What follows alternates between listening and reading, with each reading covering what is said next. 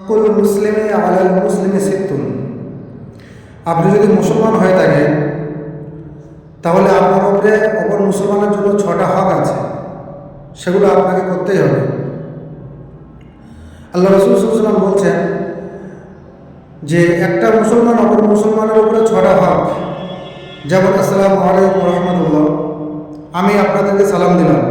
আপনি যদি মুসলমান হয়ে থাকেন তাহলে আপনাকে এই সালামের উত্তর দেওয়া ওয়াজিব। কেউ আপনার সামনে হাঁচি দিয়েছে, সেই হাঁচি দাদাকে ইয়ারহামুকাল্লাহ অর্থাৎ রহমতের দোয়া দেওয়া, এটাও আপনার জন্য ওয়াজিব। কেউ সৎ পরামর্শ চাইল আপনার কাছে, তাকে সৎ পরামর্শ দেওয়া, এটাও আপনার জন্য ওয়াজিব।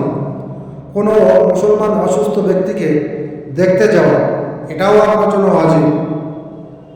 কোনো মুসলমান আপনাকে দাওয়াত করেছে, সেই দাওয়াতকে গ্রহণ করা, কবুল করা, এটাও আপনার জন্য ওয়াজিব। আর কোনো মুসলমান মারা গেলে তার জানাজায় শরীক হওয়া, এটাও আপনার জন্য ওয়াজিব। এরকম সুন্দর সুন্দর কোরআন ও হাদিসের তরজমা, ব্যাখ্যা এবং ইসলামিক কথা পেতে আমার ফেসবুক আইডিকে ফলো, লাইক, কমেন্ট, শেয়ার অবশ্যই করুন। আসসালামু আলাইকুম।